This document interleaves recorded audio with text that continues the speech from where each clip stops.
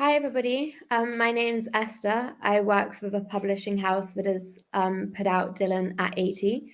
We're very excited that you're all here tonight. Got a lot of special treats lined up for you Dylan fans.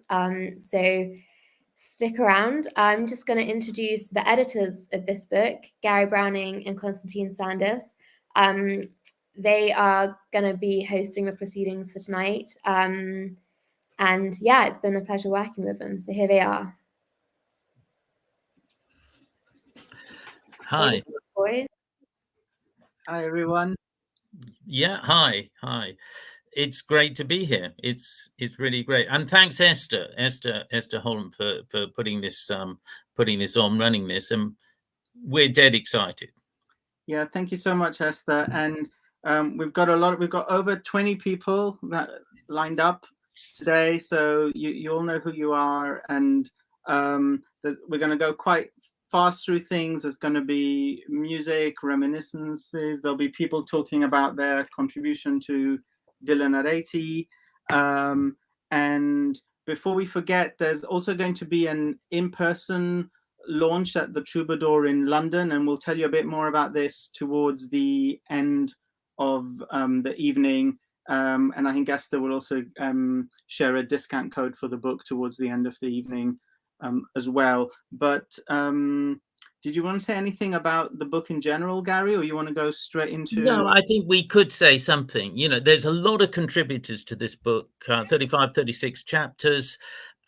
What we did, we thought, how can we kind of do something that celebrates and also gets close to that kind of immense and many-sided creativity that is Bob Dylan, and that creativity and many-sidedness has always been there and it's been evident. But as he gets older and it continues that creativity, I think we see that more and more. And so we thought, how can we capture that? Well, if we can get lots of people from different walks of life who've known him or kind of reflected upon him in different ways, that would be one way. So we've got judges, we've got filmmakers, we've got singers, we've got philosophers, we've got social and political theorists, we've got people from all walks of life here, and they're all testifying in different ways to Dylan, and that's great, I think. You've got the professors who all like your looks, and yeah, and we've over 35 people, and I think it still can't get every single angle of Dylan, which tells you a lot about him. But there you have it. And yeah, I think Robert Shelton in his kind of landmark study of Dylan in 1986 said, how will it go with Dylan in the future? Will he be someone whose creativity ends abruptly or something, or will it go on like Yeats? Well, I think we now know it goes on and on and on, and it's great to kind of try to capture this as we have in this I think wonderful book. Wonderful contributors as well, and not all of them can be here, but we will be introducing a number of them. And one of the very interesting things is that how many people wanted to focus on late Dylan and even on the last record, and how excited people were to hear this record, especially during lockdown, and what it did for them. So while there are essays on every kind of part of Dylan's very, very long musical journey, it's quite interesting that quite a lot of people chose to focus on the late stuff. And in fact, on his last kind of album, really, especially on Rough and Rowdy Ways, which is a terrific album, and once again takes him in a different direction. So, and then quite a few of the chapters focus and deal with that album. So that's really great. And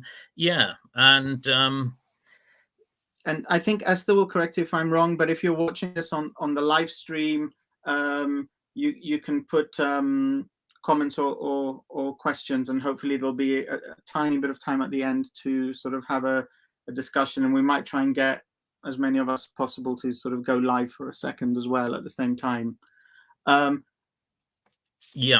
We've got a lot about to happen, and these things tend to overrun. So while we're ahead of the game, I think Okay. If Scarlet is here, Yeah. want to introduce Scarlet, Gary? I mean, Scarlet yeah. I mean, we kind of, if Scarlet is here, as well as all the contributors, we're also absolutely delighted to have some special guests tonight. Special guests who've kind of been connected with Dylan and know Dylan's work. And Constantine rightly said, that there are different periods in Dylan's life, which people kind of connect with and people kind of talk about. And one of those periods, distinct periods of Dylan's life, is the 70s, the mid-70s. And it's hard to think about that without thinking about the wonderful Scarlet Rivera. And it's fantastic that she's here tonight as a special guest and someone who's read the book and delights in the book as well. So I don't know if you want to say a few things about Dylan and about the book and your own recollections of Dylan or whatever. That would be great. Oh, hi, everybody. Yes, I'm really delighted when I was approached by you, Gary, and Constantine about the book because, when I got it and I read it, what was exciting was that we see him from many different walks of life, from many different contributors. It's analysis, it's how they made them feel, certain lyrics, the timelessness of things, of lyrics, and that transcend time and space, and from interior to politics. So I was very happy to give you a rave review. Great. I mean, and we really appreciate that. It's I guess every time someone writes a book, you want a reader, an informed reader, and someone who can appreciate it. Yeah, so that's fantastic that you did that. Yeah. You know what else I liked about it is, like many books, you have to read from the beginning to the end. I want to tell readers that they can jump around. They can go, oh, I like that song, or I like that period. I'm fascinated about that. What does that person have to say about that? You can jump to chapter 24 or 15 or 10, and you don't have to read it consecutively at all. Yeah. Yes, you're dead right. Yeah, and that's great. Okay. Now, do you want to kind of play just a little kind of lick from the Dylan period? Sure. I would like to play a little bit. How about a little bit of Oh Sister? Well, that would be fantastic. Well, imagine the group behind me. Okay. I am.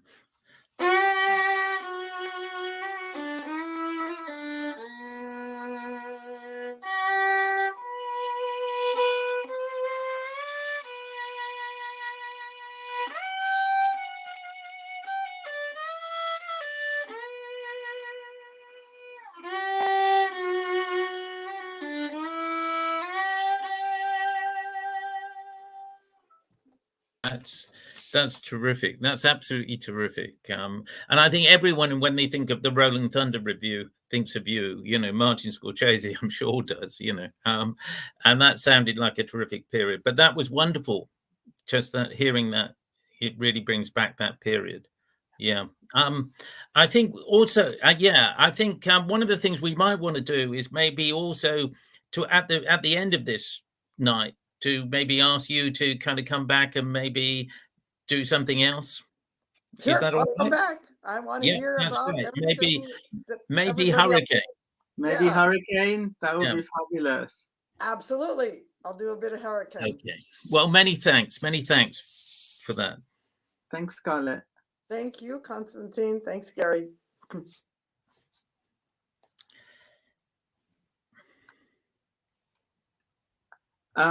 Laura Tenschert, yay. I know you've got to go. You've got a band and you're on the road and you're backstage. Where are you?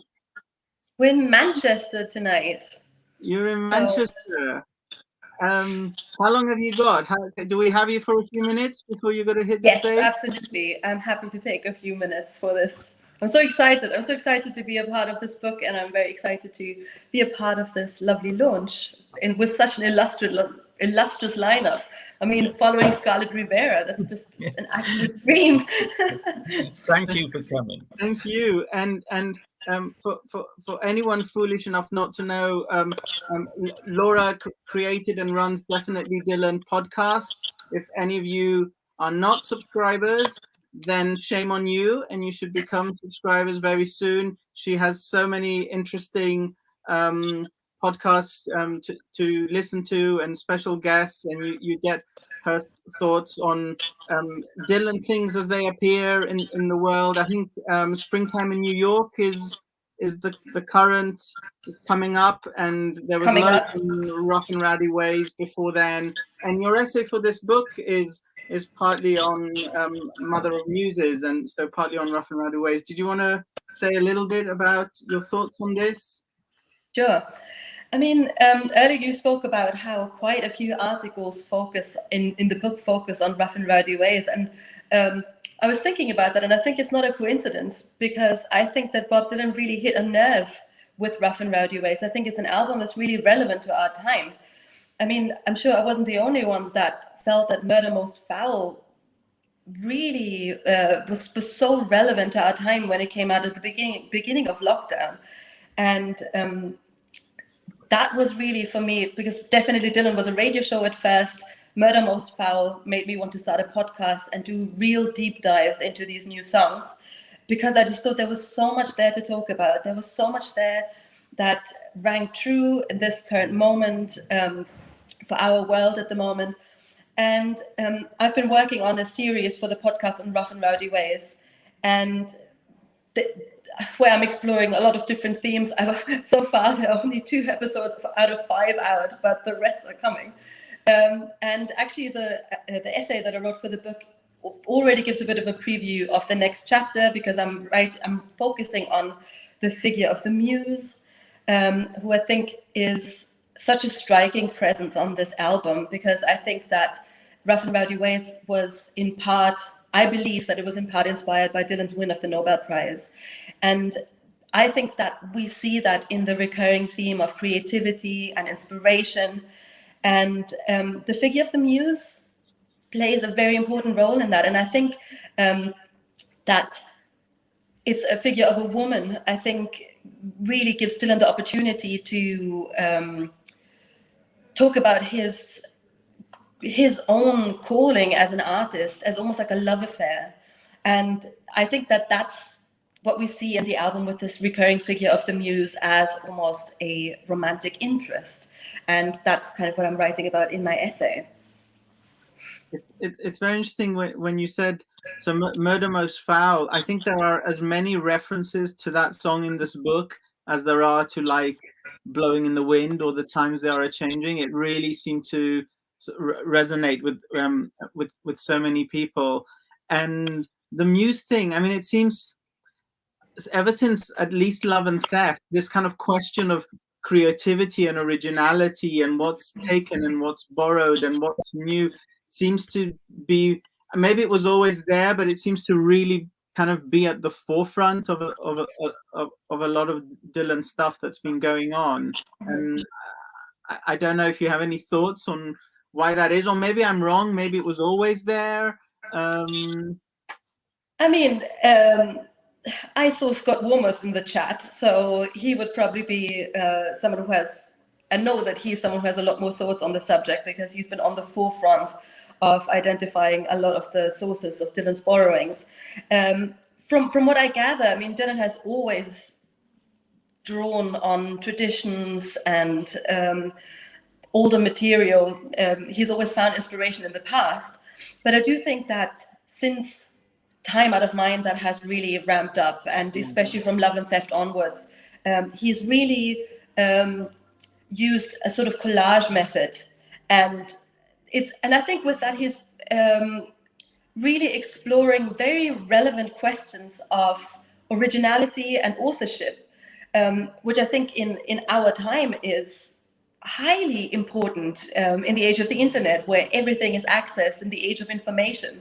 I do think it must necessarily change how we define originality when you can be influenced by anything. You know, how do you say what's original anymore? And I think that Dylan is drawing on these different sources is, to me, one of the most interesting aspects of his work. And I think it's very silly to simply dismiss it as plagiarism. And you know, and I think that's all over Rough and Rowdy Ways. And I think it's even in songs, you know, he's addressing it directly in a song like I Contain Multitudes. He's addressing it directly in a song like My Own Version of You, where he is building a creature from old parts and bringing it to life. So I mean, he is also not stealing and pretending like he's not doing it. You know, he knows that everything will be identified in time.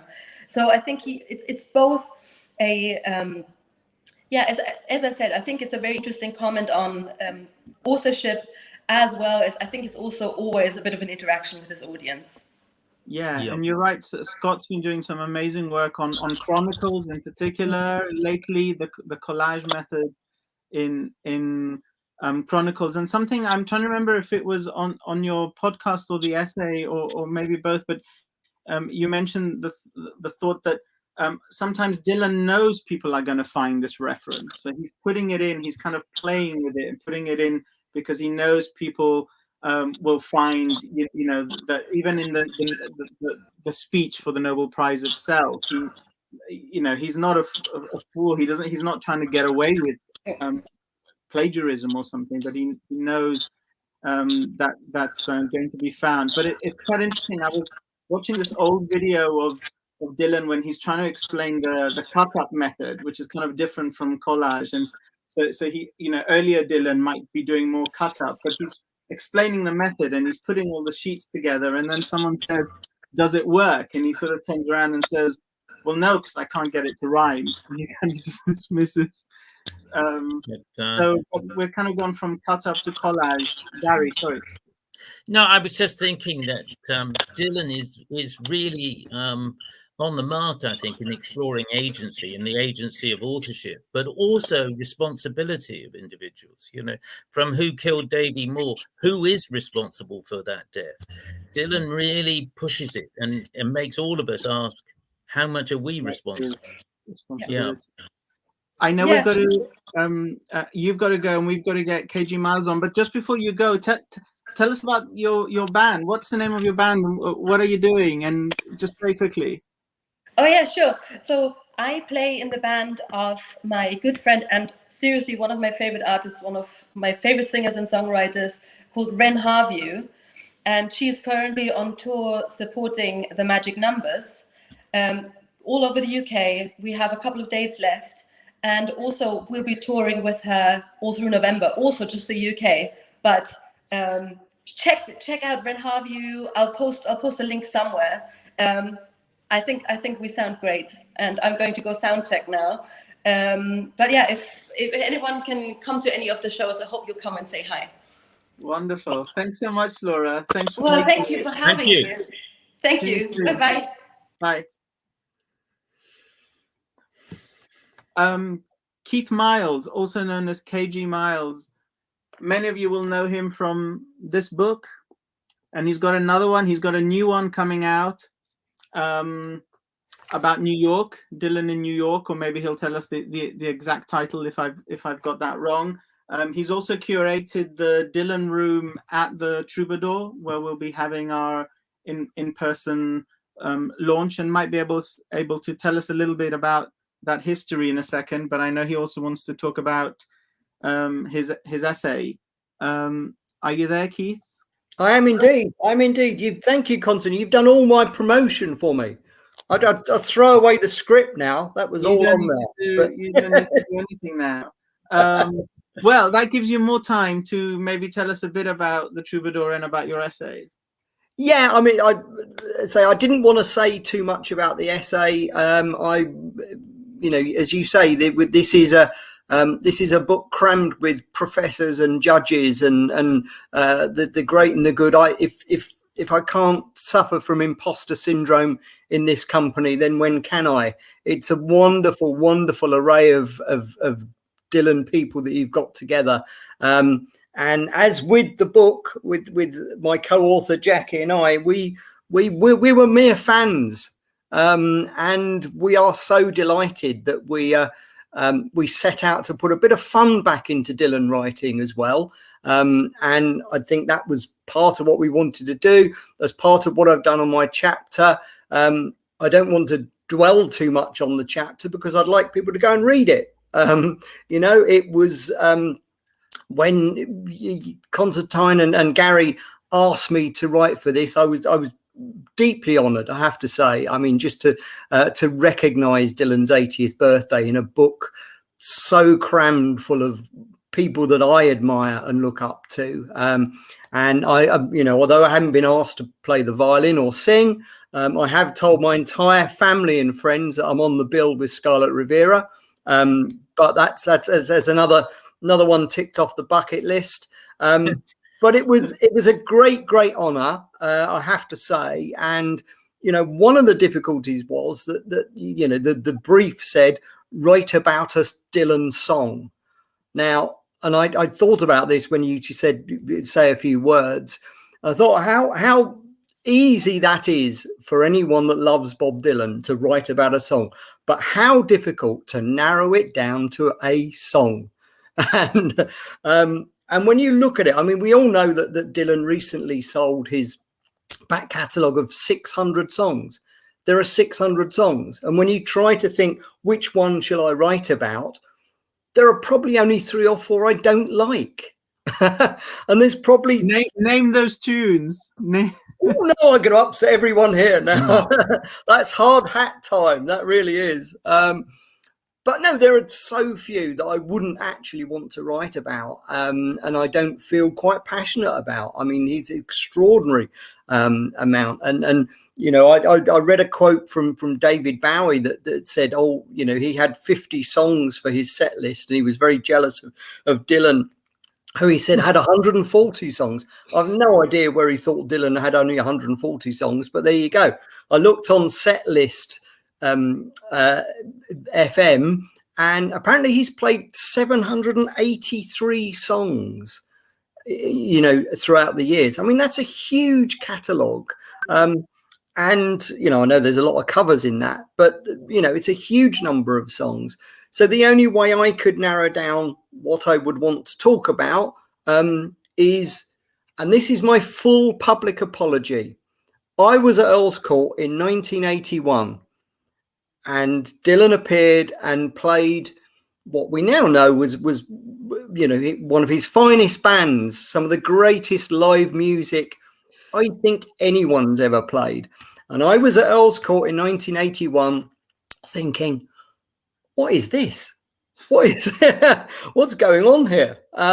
You know, and the reason I chose a song from that era, and an important song live in that era, was because I felt I needed that public apology. I think there's been a musical resurrection for that 79 to 81 period that's taken such a long time. You know, it's probably only fully resurrected with Trouble No More in 2017, you know, and in the sleeve notes there, people are saying, I saw him during that time and I thought, what is this? I was completely wrong. So in a way, this chapter is a way for me to publicly apologise to Bob Dylan, 1981, Earl's Court. Right, and thanks a lot. But I mean, you did say you felt humbled being in the collection, but I think you've shown that you bring a lot to the collection, you know, because there is that experience of being a fan. And conveying that is a hell of a lot. And certainly I've listened to Gonna Change My Way of Thinking again since I read this chapter. Well, I think just doing the research on that, you know, obviously I picked a song I love, but again, that doesn't narrow it down terribly much, you know, but it's a song that I think is very important to Dylan live, because as you see from the chapter, it appears again and again and again. And you know, the gospel, you know, I think the gospel era is the best way to Christian era I'm not very keen on, but gospel I think really encapsulates that sort of music during that time, and I think that, you know, this stood the test of time live. You know, this was one of the songs that came out time and time again, and I think it's important to him. And you know, I think when you look and research it again, you realize what a fabulous song it is, and how important it's been during that live period of time, you know, up to pretty recently. Yeah, thanks so much, Keith. We're gonna keep on rolling, but see you soon, and see you at the Troubadour. Well, listen, just very quickly, hopefully we'll see plenty of you at the Dylan Room for the live launch. Hopefully lots can make it, and we'll show you around. Round the Thanks corner a lot. from Earl's Court itself. See ya. Looking forward to it. Thank you very much. Thank you. Okay. And it moves on, you know, it moves on. And where will it go next? Well, one of the things we wanted to have in the book was some kind of focus upon Dylan and religion, because as Keith was intimating there, Dylan and religion, it goes back a long way, you know, from his very first songs until his last song. So there is this kind of continuity in Dylan's exploration of religion. So we asked someone to come and kind of talk to talk about that, to discuss that in the book. And I invited Anupama Ranawana, who's a very interesting person, and I knew her when she was a student of international relations and politics. She's got interests in international relations, politics, feminism, and religion. And at the minute, she's doing research at St. Andrews University on kind of feminization religion, I think. But she might say more, and she might say more about that. But she's a wonderful person and wrote a terrific essay on religion, and coming at it from a very kind of distinct point of view, you know, with this kind of background in feminism and Asian religion. And it shows how Dylan travels. You know, he's all around the world, and people pick up on different things. So it will be great to hear Anupama. And here she is. Right. Hi. Hi, Gary. Hi, Constantine. Hi. I've just said something about you. If you want to just say anything more about what you're up to at the minute, and why Dylan for you, and say something about your chapter, we'd all find that terrific. Thanks. Thank you, and thanks for the introduction. You'll be pleased to hear, I don't know, Gary, that actually at St. Andrews, I'm looking at the relationship between literature and women's religious thought. So I'm back into the world of hermeneutics and textual criticism, but well, great. A bit later. I'm just so honored. I was so honored to be asked to write a chapter in the book. I never get to do very cool things. I think this is the only cool thing I'll ever do in my whole life. Dylan means so much to me on so many different levels. As I say in the chapter, my first encounter with Dylan was in a church, singing Blowing in the Wind, and it might feel a bit out of context, but in a way it does speak to in Sri Lanka the strong kind of Christian Marxist movement and social justice movements, for whom Dylan formed a kind of a consciousness of transformation. Dylan amongst many other artists. But very interestingly, for me growing up, not only was I singing Dylan in choir, but also my father, who it was quite an atheist at the time, and who saw himself as quite a revolutionary and a social justice activist, also played a lot of Dylan to us in the evenings. So this is really part of my formation. And as I grew older and I started to study Buddhist texts in particular, I found myself going back to Dylan, which was very interesting. And I found Steve Hine, who speaks of Dylan as a Zen master. But for me, and as I talk about in the chapter, I've been spending some time with the Therigatha, which is the writings of the first Buddhist women. And they talk about the multiple self, the transformation of the self. And there's such a through line in so much of Dylan's work. And as Laura was saying earlier as well, particularly in rough and rowdy ways, this idea of what the multiple self is and how the self can be transformed. And reflecting back again on Dylan's Christian period, certainly a controversial period, where I believe many of his non-Christian fans declared him as a kind of a false prophet, or not a prophet at all. I think throws that up, and I see the rebuke actually in the song "False Prophet" in rough and rowdy ways, where he says, "I'm the enemy of treason, the enemy of strife, enemy of the unlived, meaningless life. I ain't no false prophet. I just know what I know. I go where only the lonely can go." And reflecting on that also, I found that for, I think that people of my generation, where our preteen years and our early teen years were marked by the watershed of 9/11, where we grew up only understanding a very singular way of radical and radicality. It was all marked by that, particularly being persons of color.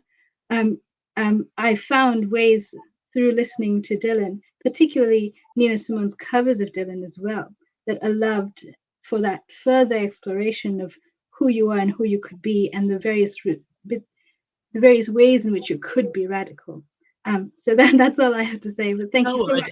I think you've said so much, and that's wonderful. And one of the things I pick up from it, and I did from your essay, is that we can think and do think, and I guess Dylan at 80 is about attending to how Dylan has changed and how Dylan has developed over time. But there's also the case that the people listening to Dylan have developed over time, and that Dylan and his development is part of their development. And I think you've expressed that rather beautifully. Yes, I completely agree. Yours was one of, there were a handful of essays that talked about how people grew over time and changing over time as Dylan himself changed in other ways. And it really came out so beautifully in your essay. So thank you so much for writing that. Thank you so much for asking me. It's just cool to be here. Yeah. Lou tells us he's ready to come on. So thank you, Anupama. And Lou Majaw, straight from planet Earth, I believe. I don't know where the rest of us are, but Lou is on planet Earth. He is the Indian Bob Dylan, and he writes his own songs. You should check him out online. But today, every year on Dylan's birthday, he does a Dylan concert. You should look out for it. He did some wonderful songs. This year it was live streamed, and he's gonna play. I won't say what he's gonna play for us, but I do know, but I won't spoil the surprise. So it's so great to have you here, especially because is it midnight there already? Almost, I guess. Almost. I don't have a watch. It will be asking me soon what after time it is. midnight when we get going. So many thanks. Thanks, Lou. Okay, thanks a lot for having Lou Majaw, Constantine.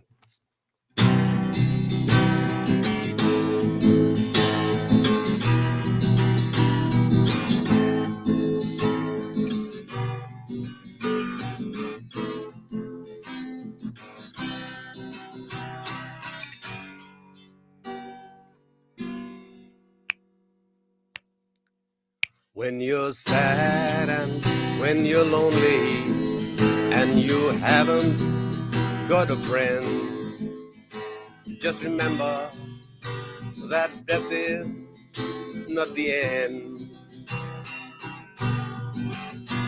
Although that you have sickness falls down and does not mend, just remember that death is not the end. Not the end. Not the end. Just remember that death is not the end.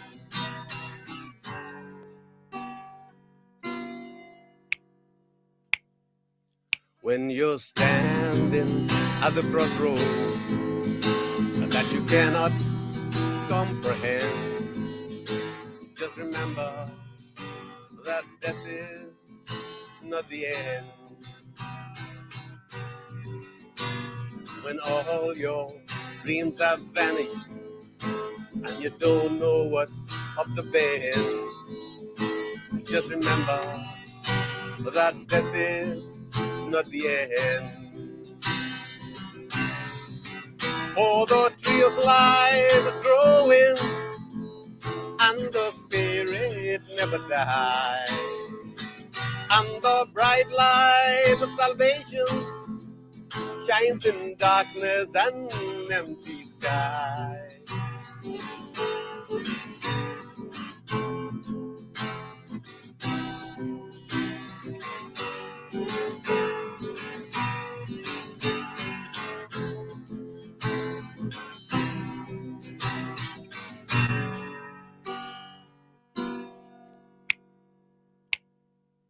When the storm clouds gather around you and heavy rain descends, just remember that death is not the end.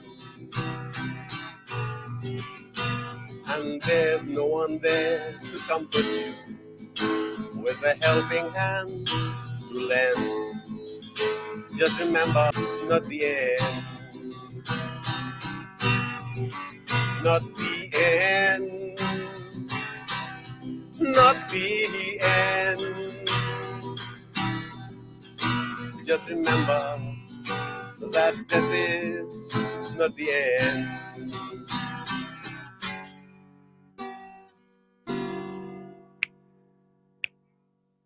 When the cities are on fire with the burning flesh of men, just remember that death is not the end. And you search in vain to find just one law-abiding citizen. Just remember that death is not the end. For the tree of life is growing, and the spirit never dies. And the bright light of salvation shines in darkness and empty sky. Not the end, not the end. Just remember that death is not the end. Not the end, not the end. Just remember that death is not the end.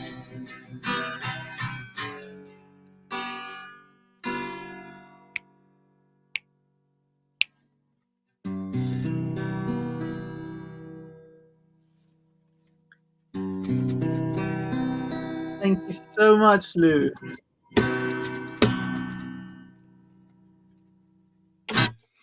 You're welcome, Constantine.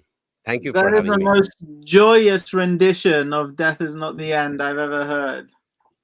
Thank you so much. God bless you all. Thank you. Thank you. Bless you, Lou. Yeah, Kublai.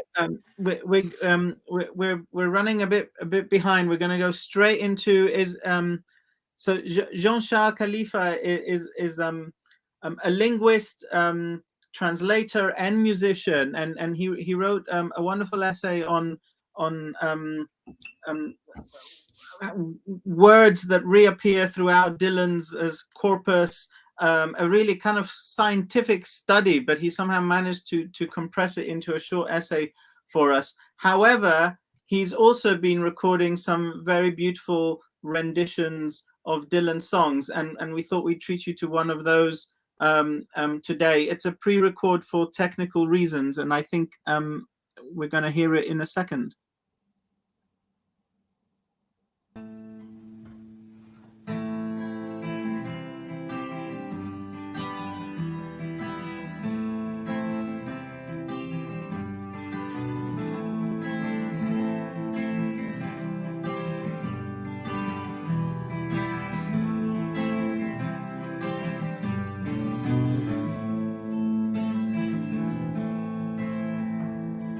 Crickets are chirping, the water is high.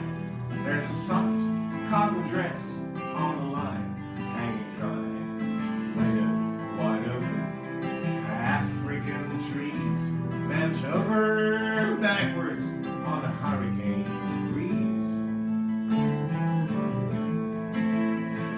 Not a word of goodbye, not even a note. She gone with a man in a long black coat. Oh, somebody seen him hanging around any old dance hall on the outskirts of town. He looked into her eyes when she stopped him to ask if he wanted to dance. He had a face like a mask. Well, somebody said from the Bible he'd quote, there was dust on the man in a long black coat. Oh, preacher was a-talking, there's a sermon he gave. He said every man's conscience is vile and depraved. You cannot depend on it to be your guide. When it's you who must keep it satisfied. It ain't easy to swallow, it sticks in the throat. She gave her heart to the man in a long black coat. Oh, there are no mistakes in life, some people say, and it's true sometimes. You can see it that way, but people don't live or die, people just float. She gone with a man in a long black coat.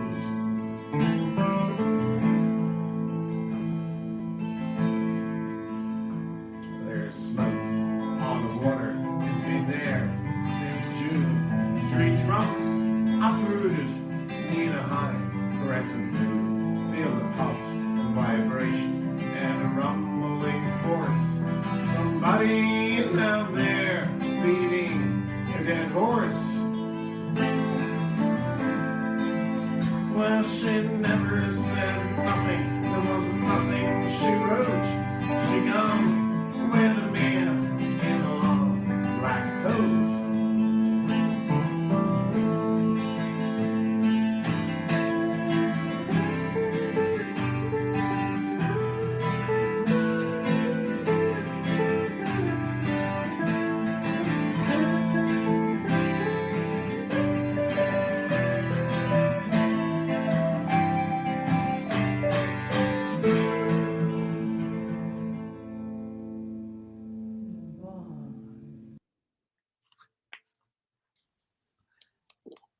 A real haunting version there, and things are going to get even darker in a moment with the mighty Keith Frankish. Are you there, Keith?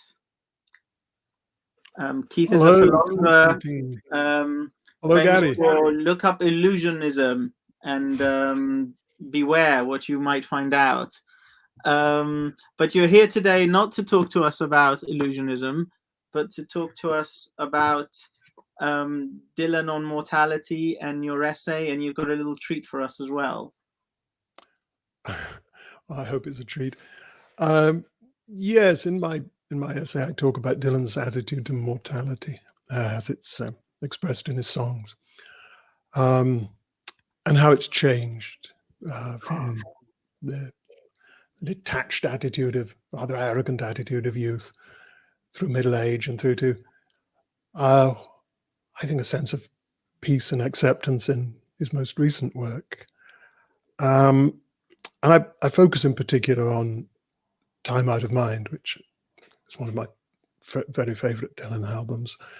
And it's a powerful album about midlife, which is where I've been for quite a while.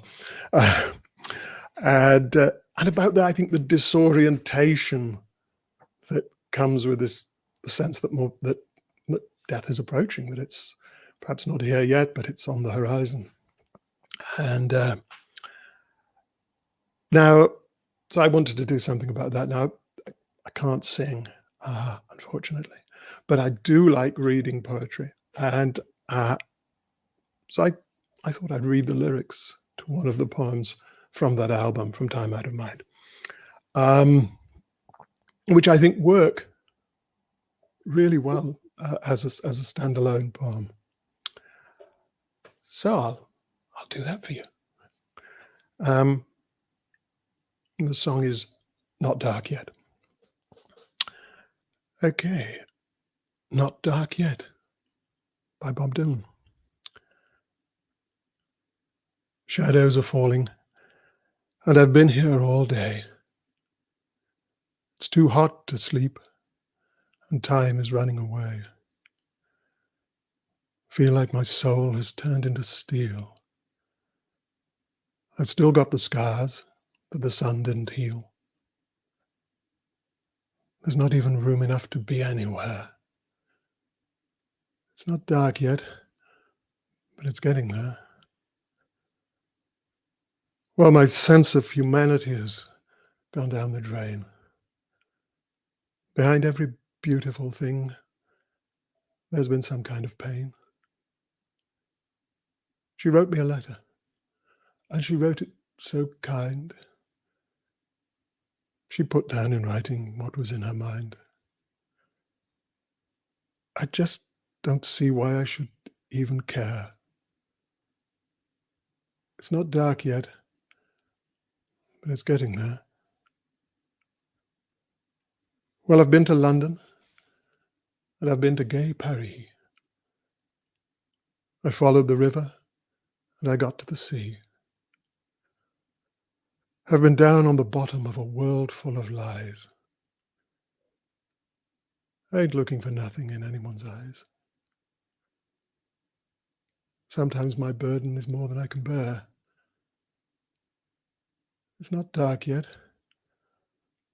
but it's getting there. I was born here and I'll die here against my will. I know it looks like I'm moving, but I'm standing still. Every nerve in my body is so naked and numb. I can't even remember what it was I came here to get away from. Don't even hear the murmur of a prayer. It's not dark yet, but it's getting there.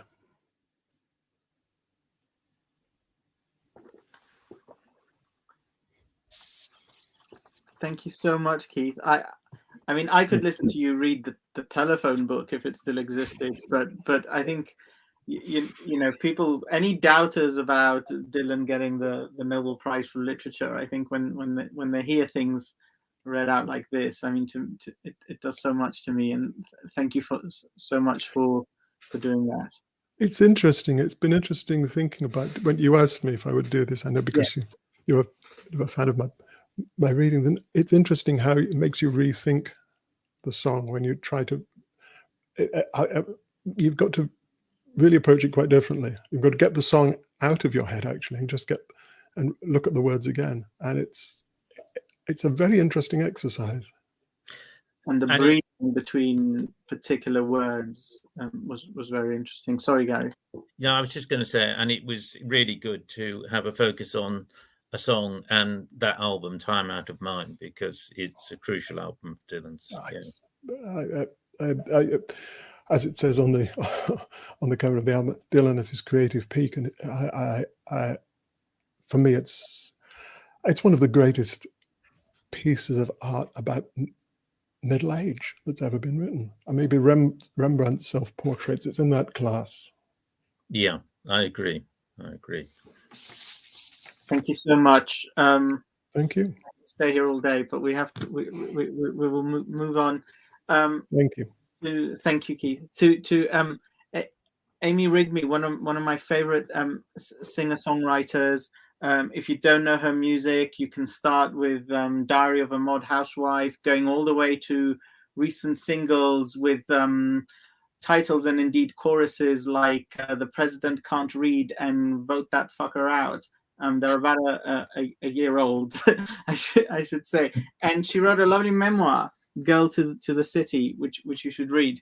And she talks about Dylan's sort of influence on her in that memoir, and in her essay, which is entitled I Believe in You. And she was really gearing up to, I don't know if she's listening, but she was gearing up to be here today. But we've ended up, she recorded something just yesterday, I think, for us, because it was going to be very hard for her to be present with her guitar in the right acoustics this evening. So let's go straight to this.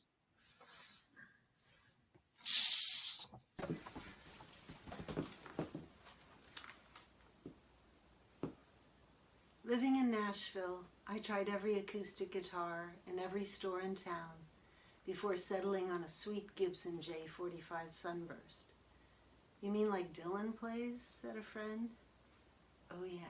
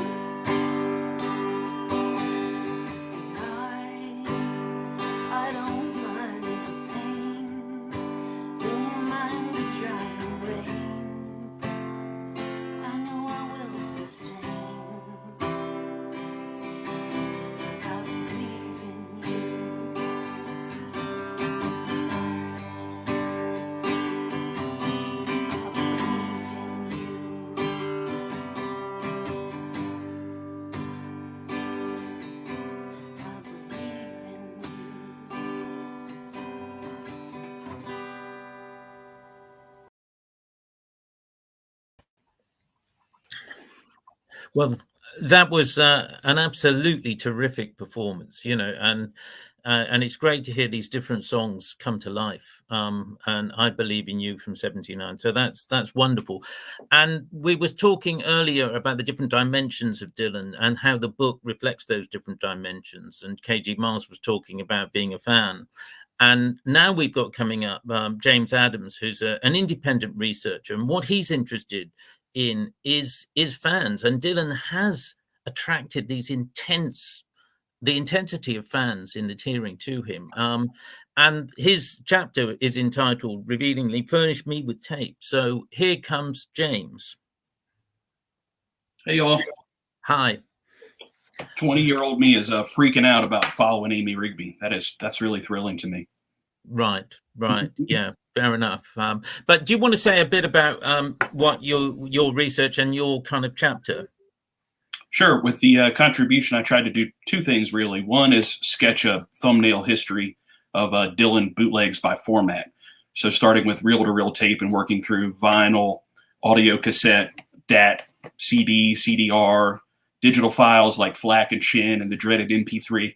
And nowadays, what we do is we share streaming audio links. I mean, who amongst us here hasn't heard of rare Dylan recordings by clicking on a link and going to YouTube? So to some degree, it's a great time to be alive, because never has it been easier to hear a rare Dylan recording and to have access to it.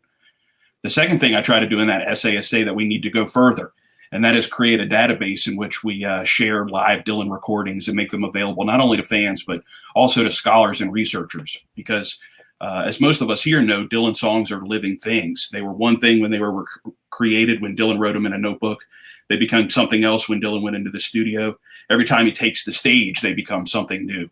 And we're not just talking about, changes in key or tempo. The words change, the lyric can change. I mean, Tangled Up in Blue is not really a song so much as it's many different songs. So I think making those different versions available to scholars is going to become increasingly important as the field of Dylan studies evolves over the next 15 or 20 years. Yeah, I would agree. And what you said about Tangled Up in Blue, I mean, all of those different versions are great as well. It's not as if some are worse. I mean, I'm kind of staggered by the power in which he does the various versions. It's interesting. On Real Live, he says that's the definitive version, and then we've had so many more since then. It's likely to be something new entirely when he plays it when he takes the stage next month. So an interesting aspect of this too is that I think we need to start thinking about Dylan as a Nobel laureate. I mean, no one sort of questions the idea that we're going to go pour through Samuel Beckett's notebooks and look at the different versions of Waiting for Godot. So we need to start thinking about Dylan in that framework as well. We need to look at the different versions of Tangled Up in Blue and all the different songs, because it reveals so much about his creative process, his influences, and his art. And I think that's something that's just going to become increasingly important as we move forward.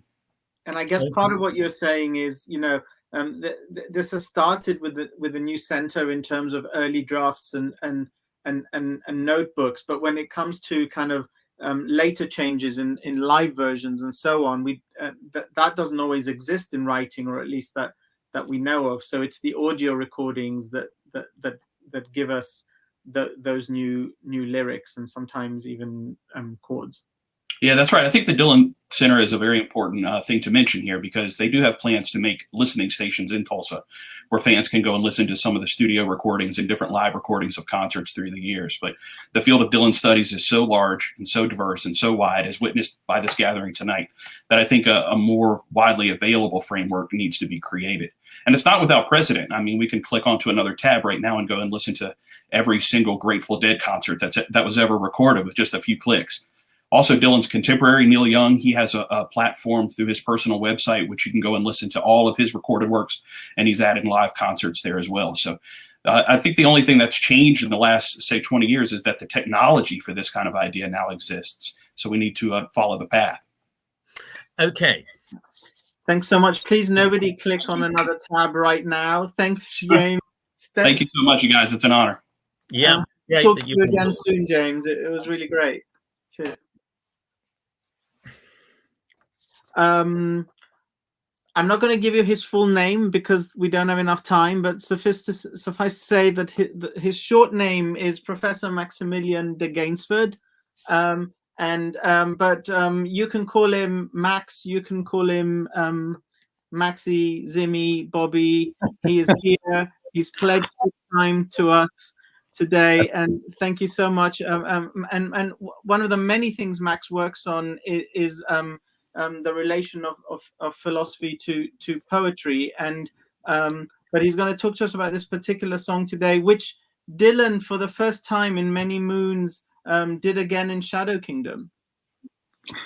Thanks so much, Constantine, and thank you, Gary, too, for this fantastic event. I'm enjoying it immensely. So pledging my I'm pledging my time to you, hoping you'll come through too.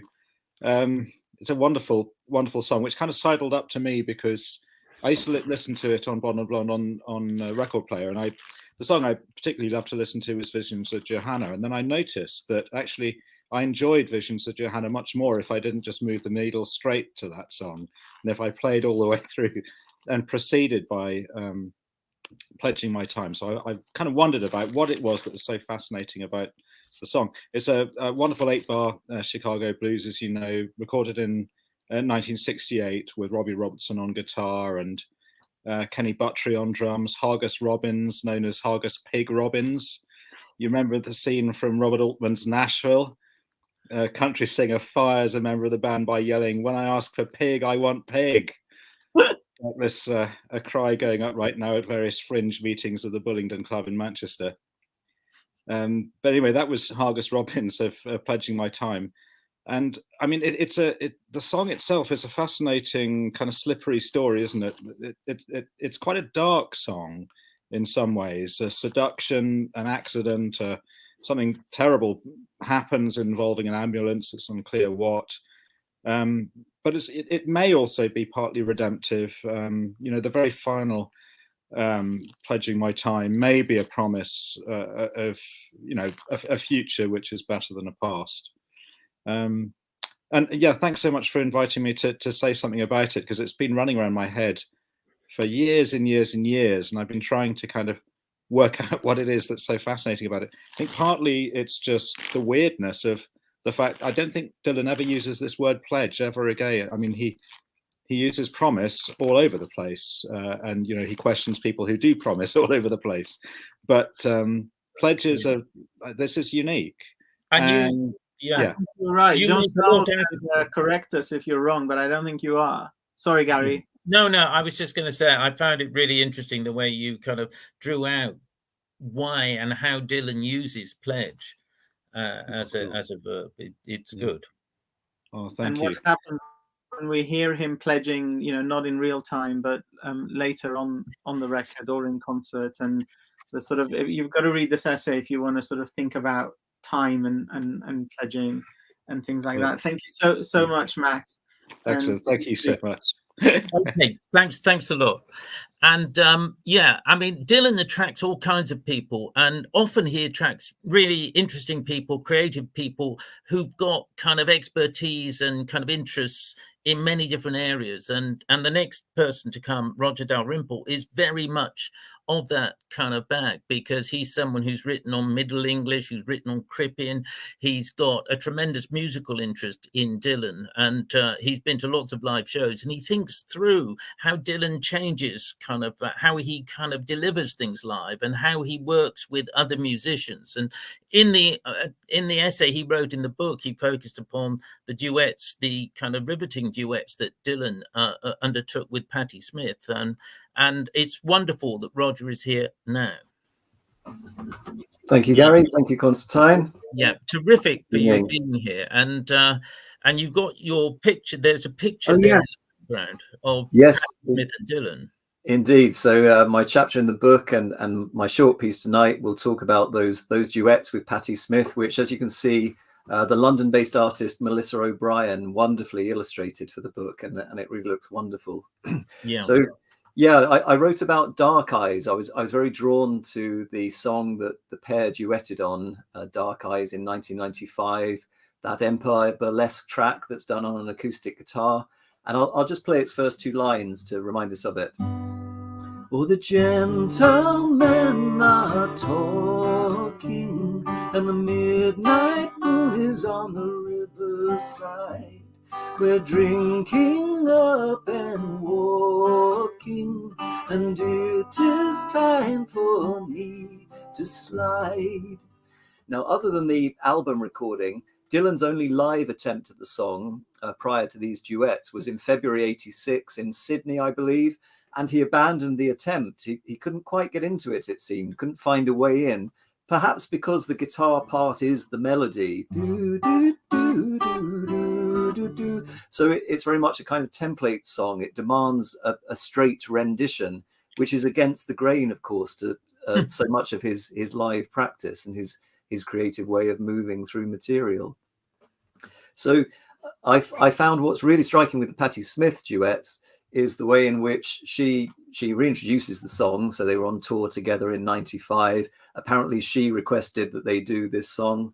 And in the versions that they do, she pretty much encourages Dylan to play it straight. She sings a version that's very true to the original, very heartfelt. She's very impassioned in that characteristic style she has, and coaxes Dylan into giving a very faithful rendition rather than doing his more kind of wayward riffing on the melody or playing around the melody.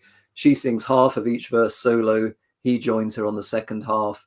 And as you can witness in the online recordings captured in that artwork, her faithful approach to the melody acts as a kind of lodestone, drawing him in and bringing him to mirror it. So yeah, we heard about the live recordings online and the possibility of seeing those. There are YouTube recordings of at least 2 of those duets, and they're really very memorable. And I find them particularly haunting. And I suppose they show us another side of Bob Dylan classically, because here he is following Smith in singing the song in a version which is the version we already know, but now amplified and magnified and given a real sense of here's Dylan as a deferential duettist, letting someone else take the lead, letting Smith kind of liberate the power and the poignancy of the song. Shall I play us off with just the last 2 lines of where they end up? Yes, please. So, time is short and the days are sweet, and passion rules the arrow that flies. A million faces at my feet, and all I see are dark eyes. Thanks very much, Roger. It so was much, Roger. Yeah. And Patti Smith is, I think, playing Royal Albert Hall Yes, it's tonight. very light. I don't know. Yeah. Does she ever play Dark Eyes without Dylan? I don't know. Yes, I think she does. So yeah, we should skedaddle after this down Might to be Royal playing Albert Hall. it any second now. Thank you. And one of the things about Dylan, though, is that he does come alive with other people. You know, he has combined, although one thinks of him as a very individualistic kind of person, he has kind of combined massively, fruitfully with a number of people. Grateful Dead, Tom Petty, and Heartbreakers. Joan Baez. Yeah. Okay, I think we'll move on because there are many others. Thanks so much, Roger. Yeah, thank you, Roger. Yeah, and after that, I think we're moving to someone who I think is legendary now in kind of the circles of Dylan and interpreting Dylan songs, and that's the wonderful Barb Jungr, who kind of, in Dylan's own words, doesn't so much cover songs as uncovers them, reveals exactly what's there, and the great thing about Barb is not only is she a brilliant singer and interpreter, but she also writes very kind of evocatively and insightfully on Dylan and on the process of singing the songs and kind of coming to understand the songs in that way. Anyway, she is a tremendous singer, tremendous person. And I know that Constantine and I are just so thrilled that she wrote in the book and that she's here. I'm so thrilled that you asked me. Thank you so much. Do you know what's so difficult is because everybody's so interesting and all the essays are so interesting. Then people speak, and then I keep making notes, and then I've thought about 6 essays I should have written instead of the one I did, and I suddenly thought, oh my God, Dylan and theatre. Why didn't we think about that? Why haven't we not thought about it? Because there's so many things. There's so many little fragments that just sprang into my mind. And Man in a Long Black Coat, I mean, oh my gosh, Man in a Long Black Coat. I spent an evening in a bar with Michael Gray, arguing about the middle eight of Man in a Long Black Coat, because I'd sung it, and I love that song more than you can know, because it just feels for me like a kind of a gothic horror story. What happens? Who is he the devil? Who is he? Well, and I always thought, you know, when I was about 17 and I went to the youth club in Stockport, that if somebody had blown open the doors and they'd had a Harley behind them and they'd stood there in a long black leather coat and gone, I'd have gone. Do you know? And now I'd be living in a trailer park with 16 children and on benefits and voting for Donald Trump. And it's so interesting that those kind of strange little threads come through. But people don't live or die. People just float. People don't live or die. People just float.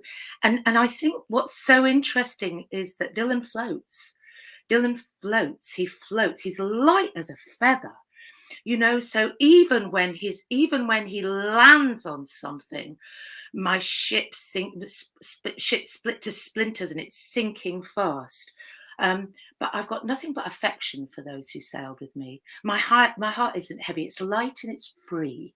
I got nothing but affection for those. And I think, really, have you? Because it's always, it's like a butterfly.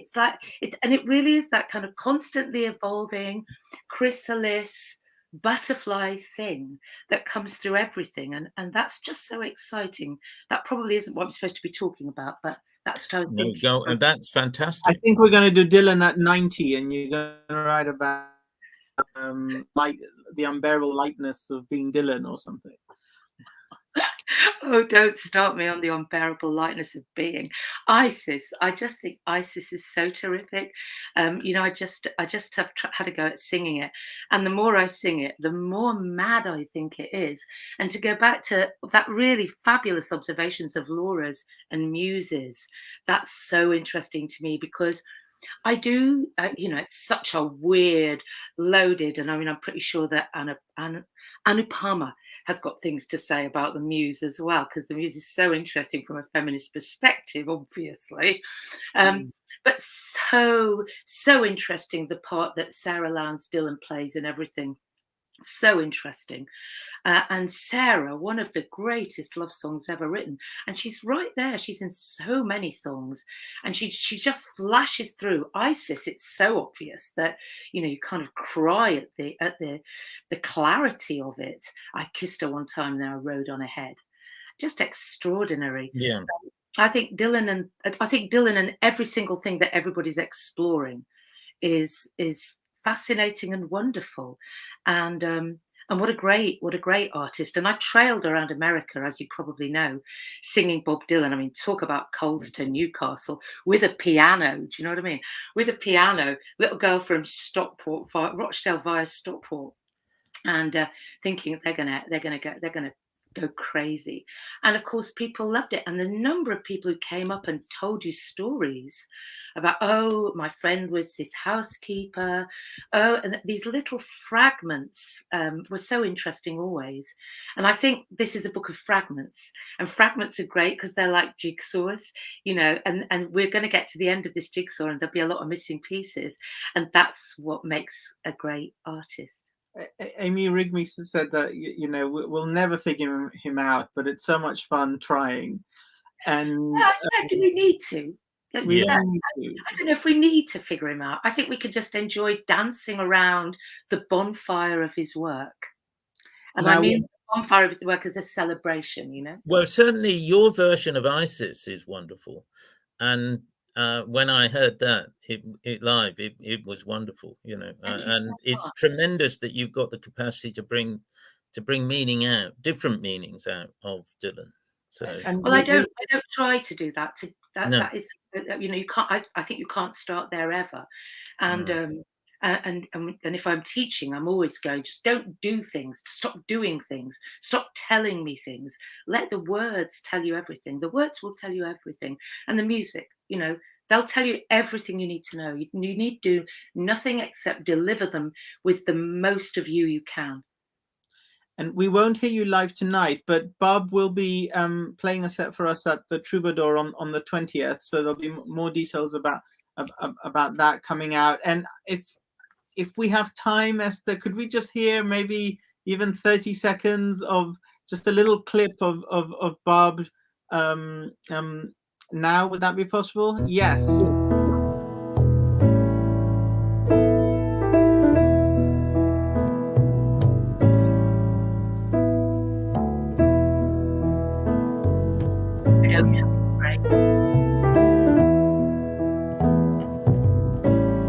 Forgetful heart,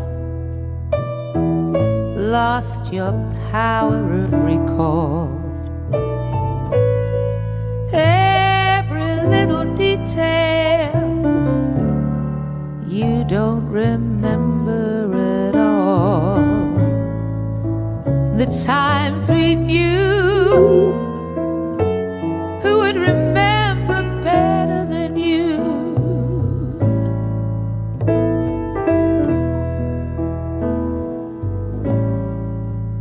Forgetful heart, we laughed and had a good time, you and I.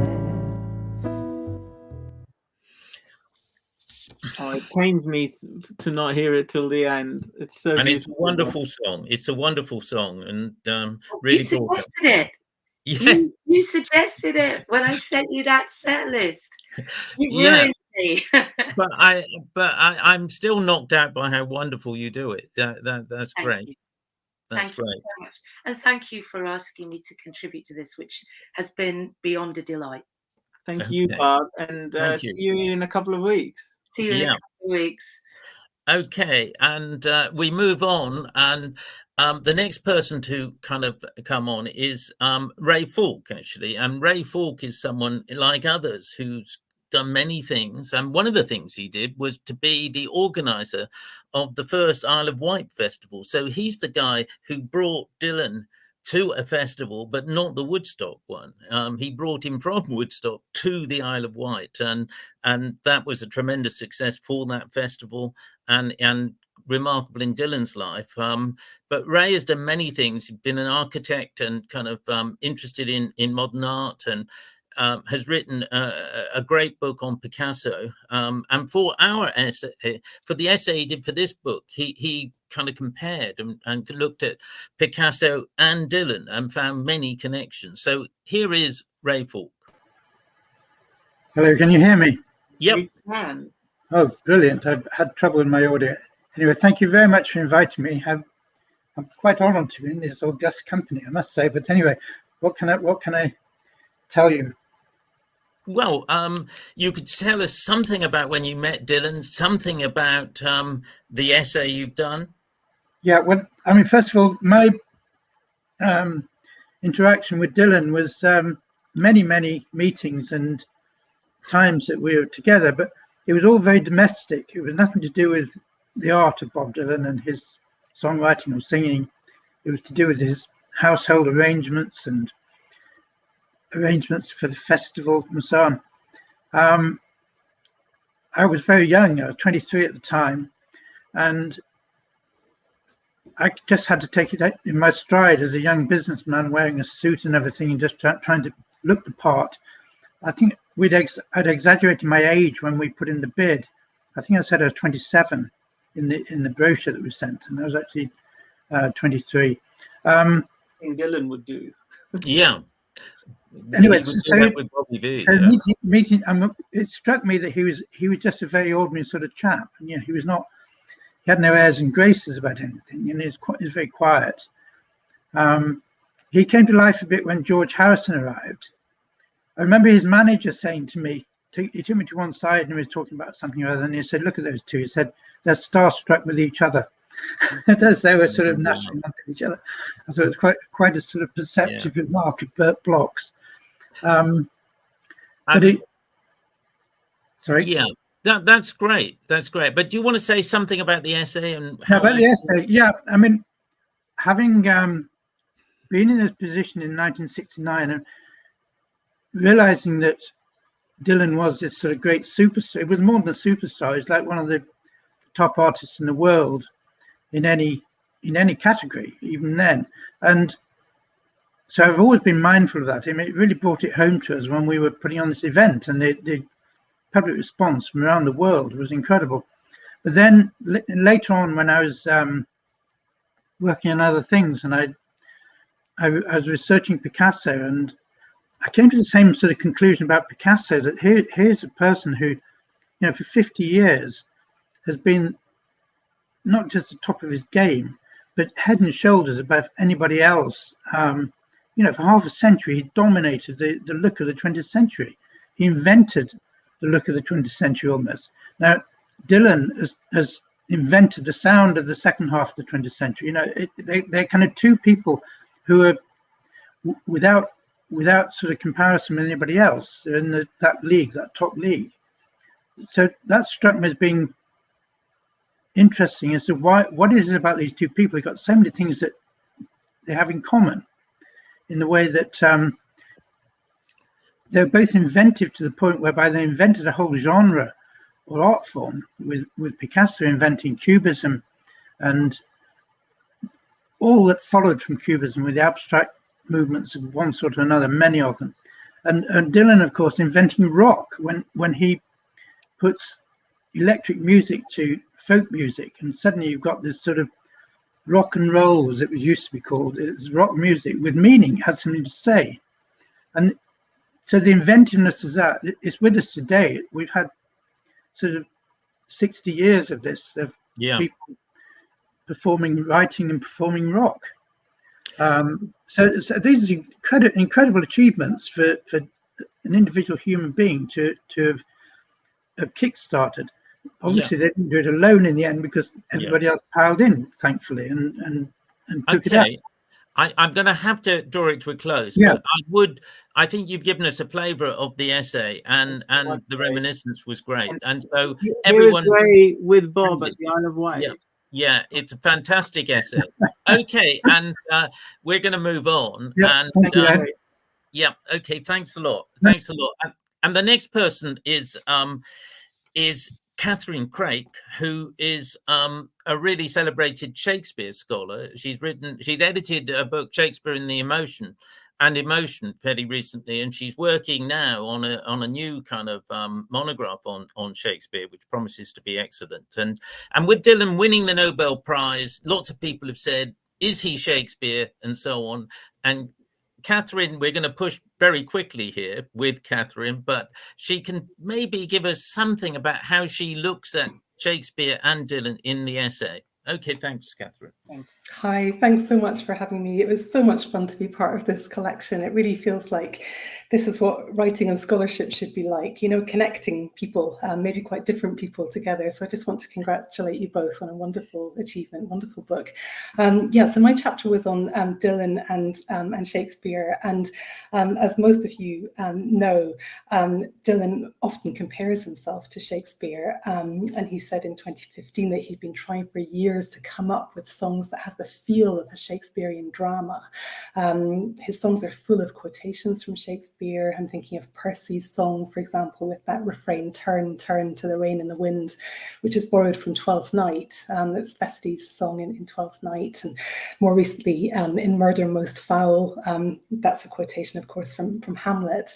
So there's lots of places, I think, where Dylan's songs draw on Shakespeare.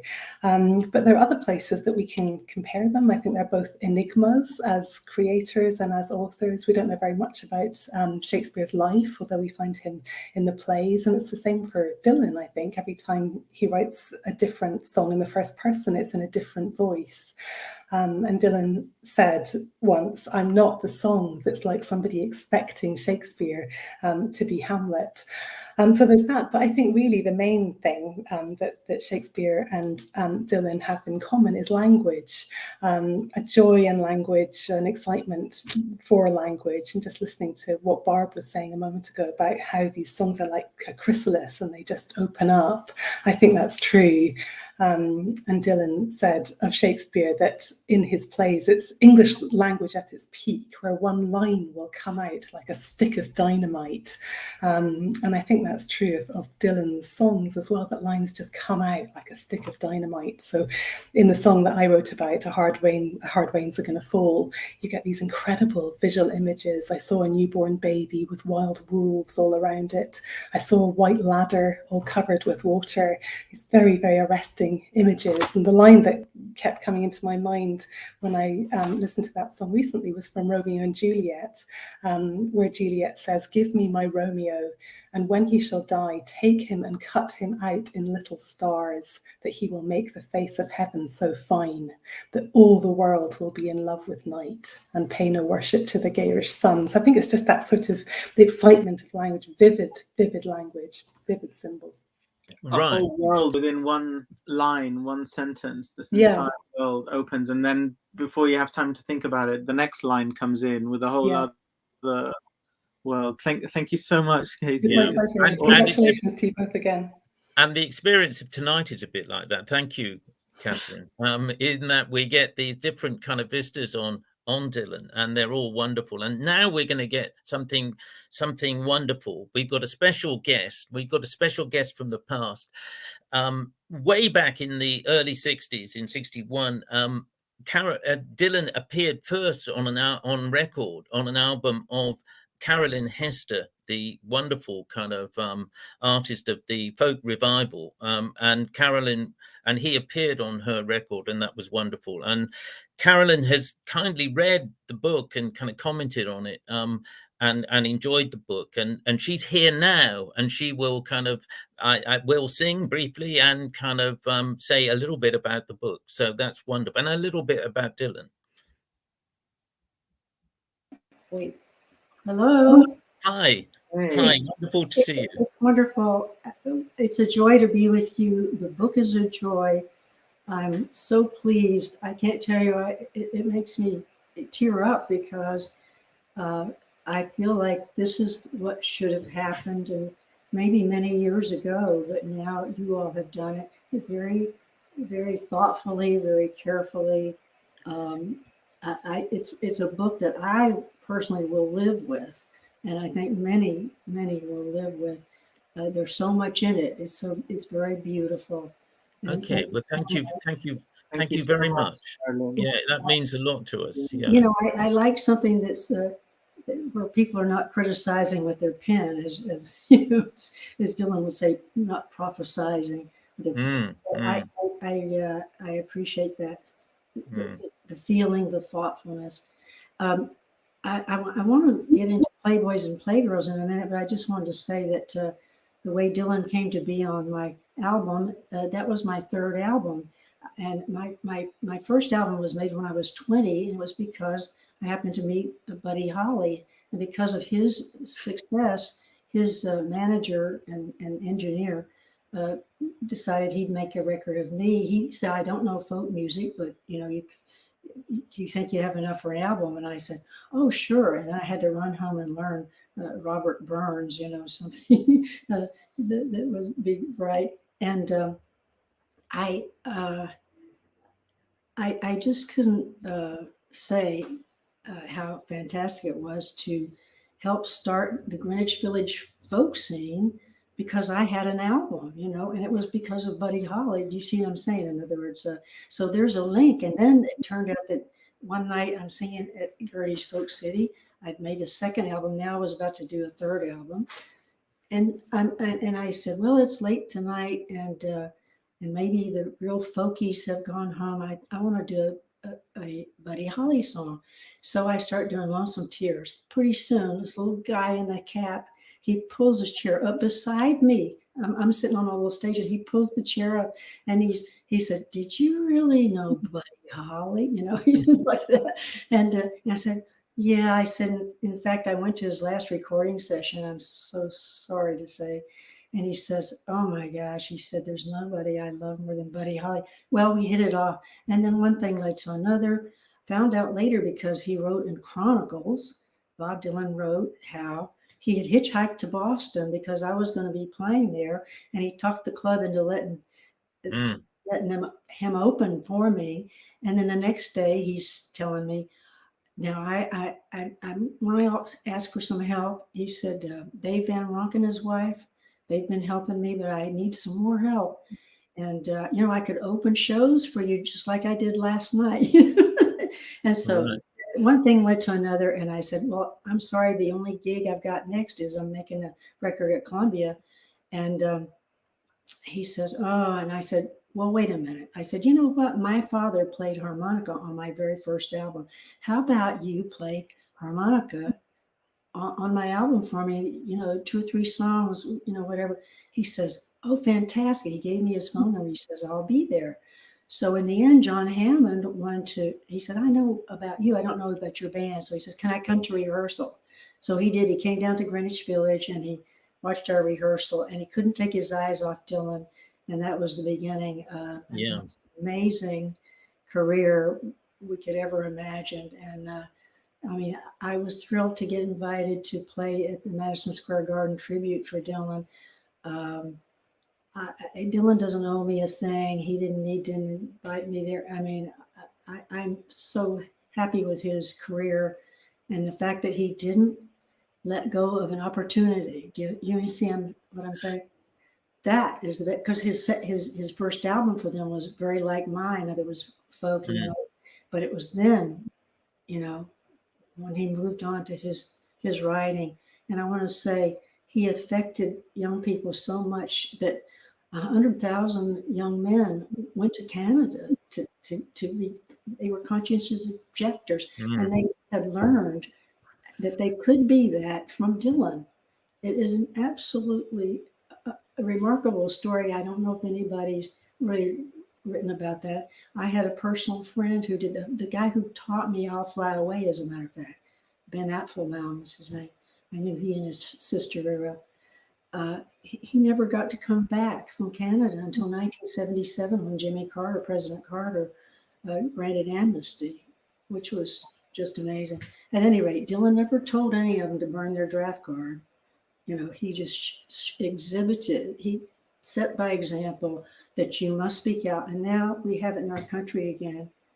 People were marching for Roe versus Wade. Now they're marching for it again. You see what I mean? So that's important. So Playboys and Playgirls came about because of a lot of us going south to Mississippi, because we were trying to help the Black community get out to vote and get out to vote, be allowed to go vote. And there's a photograph of Dylan down there with Pete Seeger. And and so I think that's where this song started, Playboys and Playgirls. And then I'm going to add another song, just a verse of another song I don't want us to forget. Okay, so.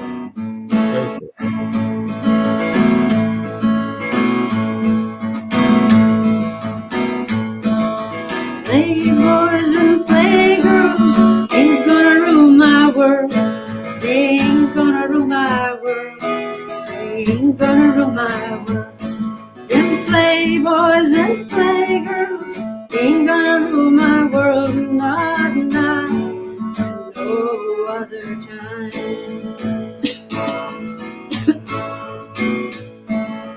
Wooden burning crosses ain't gonna light my way. Ain't gonna light my way. It ain't gonna light my way. Wooden burning crosses ain't gonna light my way. Not now and no other time.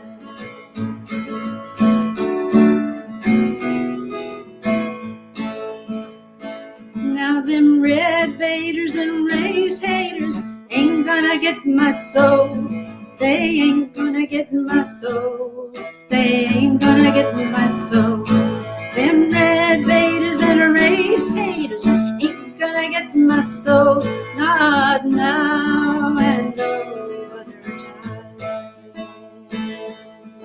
time. We came up with one more verse.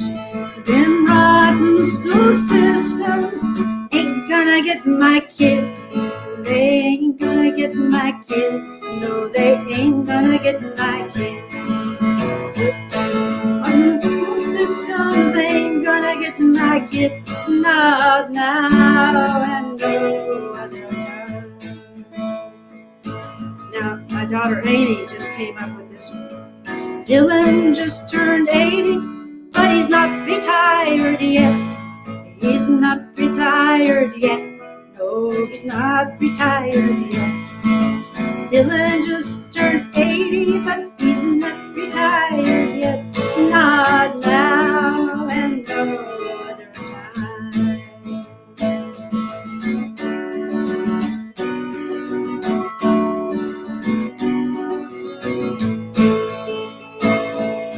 So lest we forget,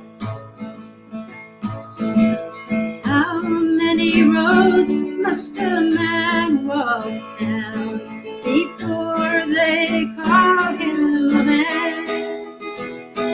Yes, and how many seas must a white dove sail before she sleeps in the sand? And how many times must the cannonballs fly before they're forever banned?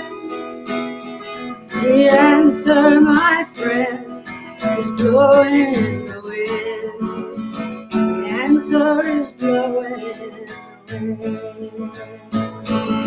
The answer, my friend, is blowing in the wind. The answer is blowing in the wind.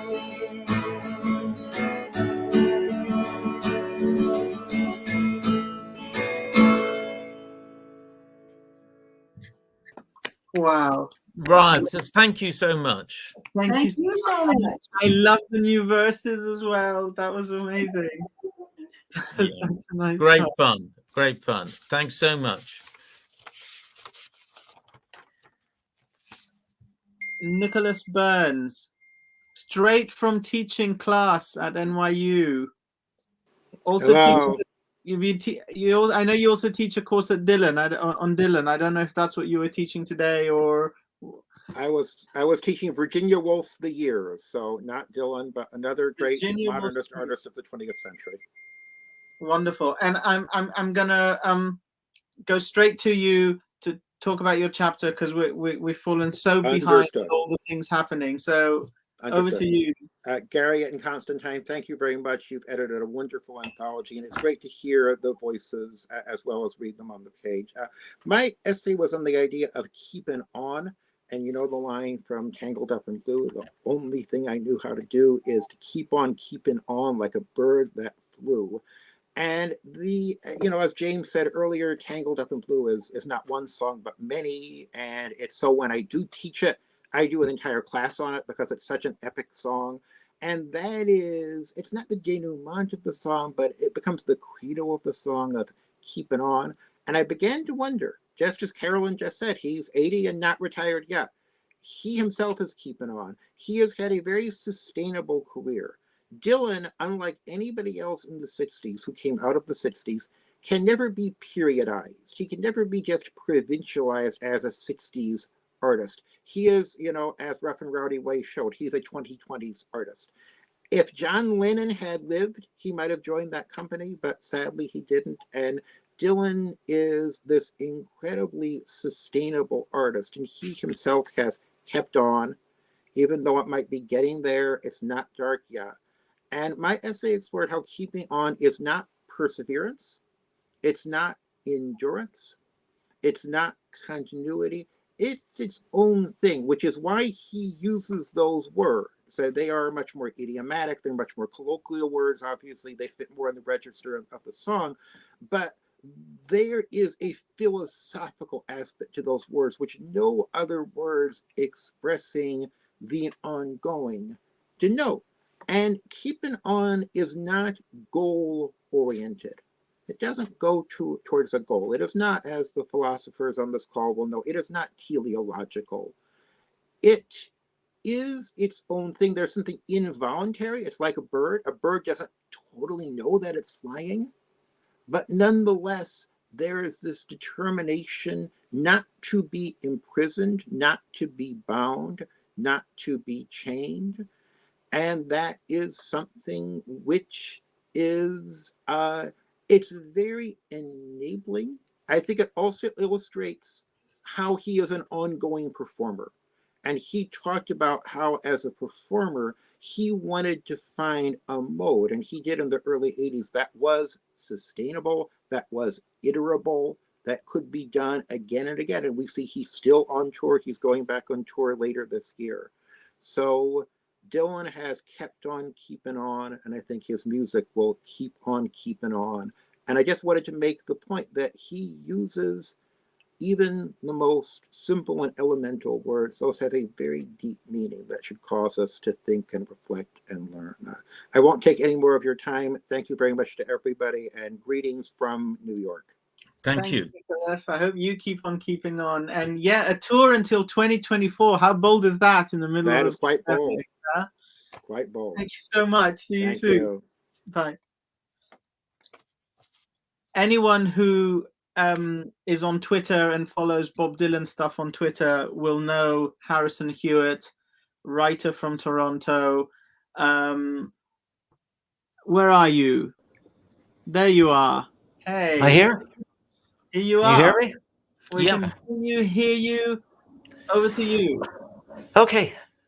Hi guys. First of all, I want to thank Esther and Imprint Academic for hosting this.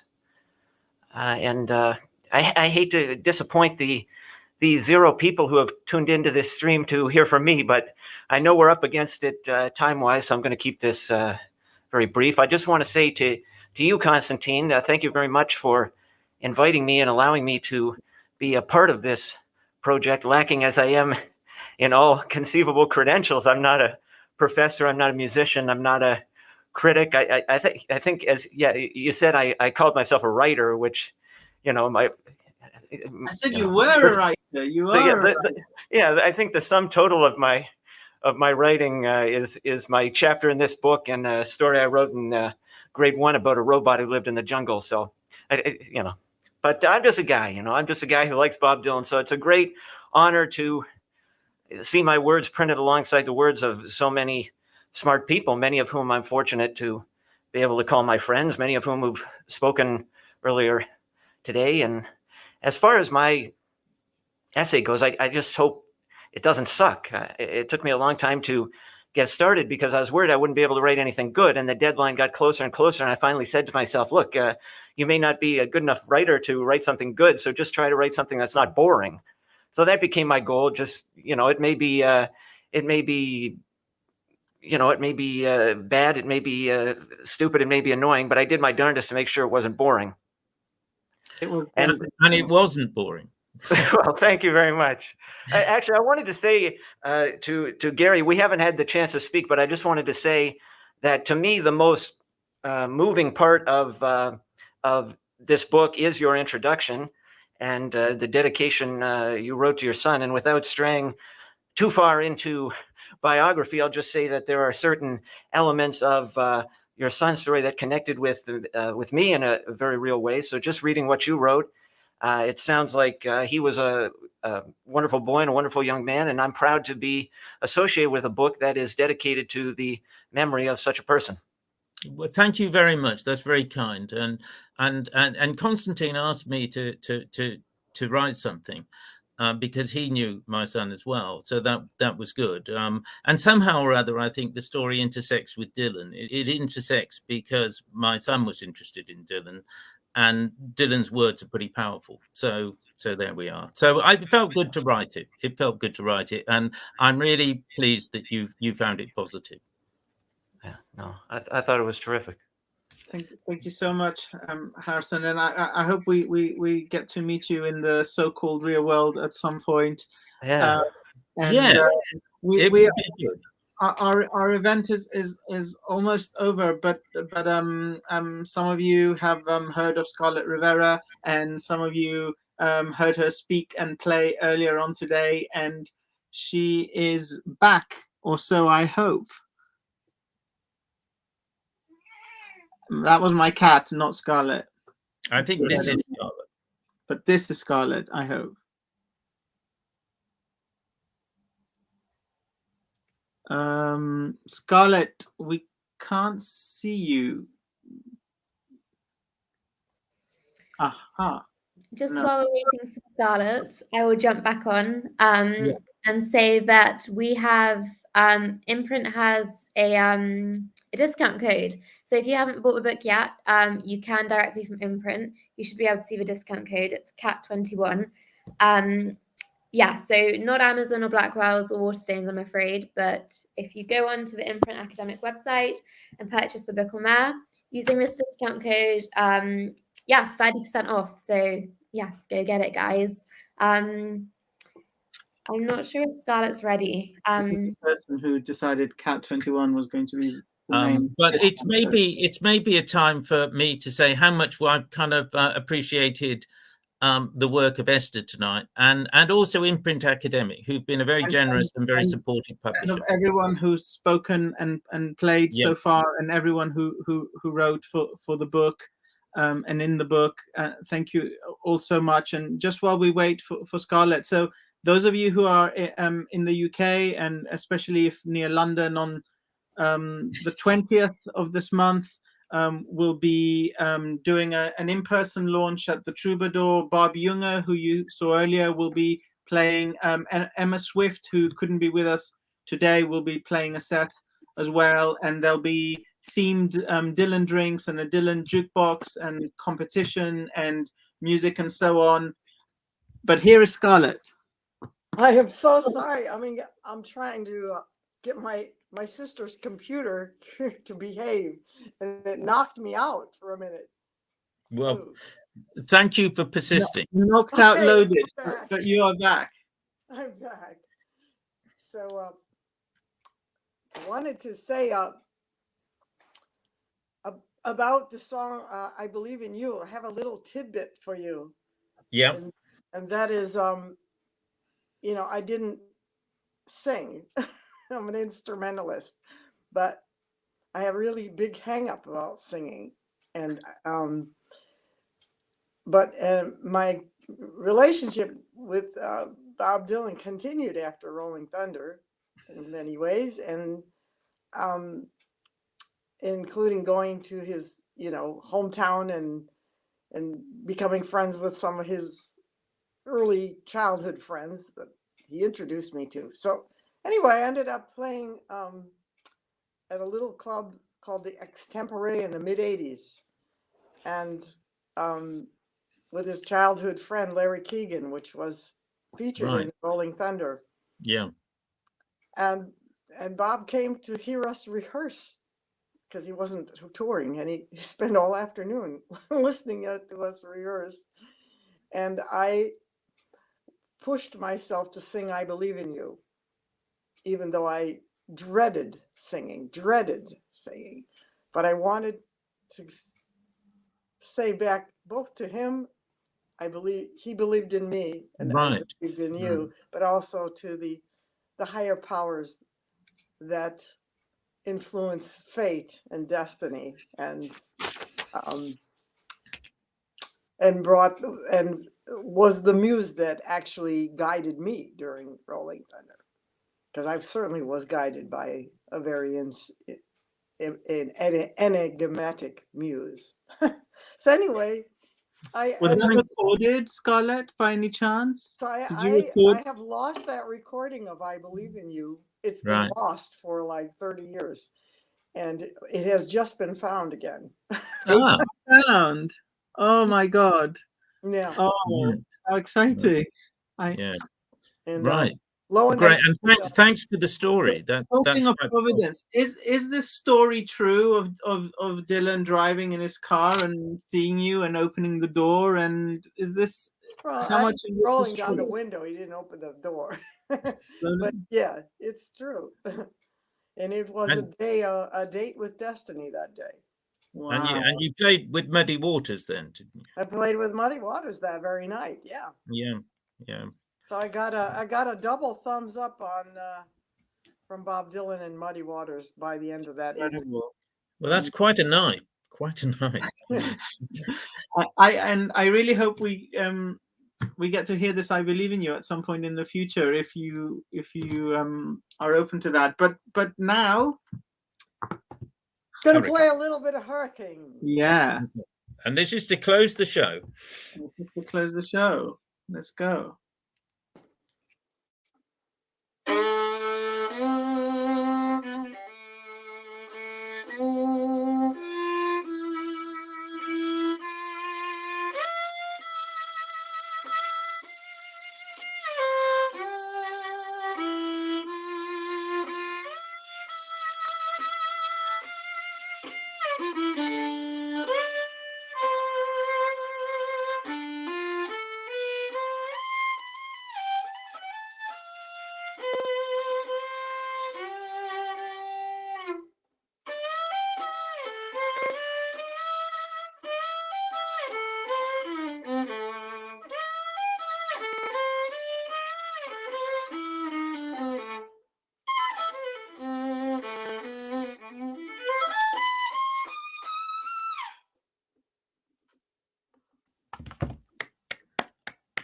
Thank you so much, and thanks so much for appearing tonight. It's been wonderful. Thank you so much, Scarlett. It's so nice to see you and talk to you and hear you, and really wonderful. It's a delight to get to know you guys and to have met Yeah. everyone on this. You know, Yeah, yeah. And let's hope it's not the last time. Yeah. No, we are going to stay connected. Thank you. Okay, thank you. Check out Scarlett's new version of Hurricane with her band if you haven't done so already. It's amazing. Oh yeah, and my vocal debut album came out at the height of the pandemic called All of Me, and it's I finally got over the hang up of singing. Good. No, it's great. It's never great. too late. Never too late. It's great. Excellent. Thank you, and thanks everyone. And I know we've overrun a lot, and thanks for and to Esther and for everyone for staying on. And I don't know if that code is still there. If you haven't got a copy of the book yet, you can use, I think it's CAT21 from the Imprint Academic website. It gives you 30% off. And if you have enjoyed the book, please feel free to tell your friends, and if you can bring yourself to write an Amazon review, that would be even better. But Gary wants to say something.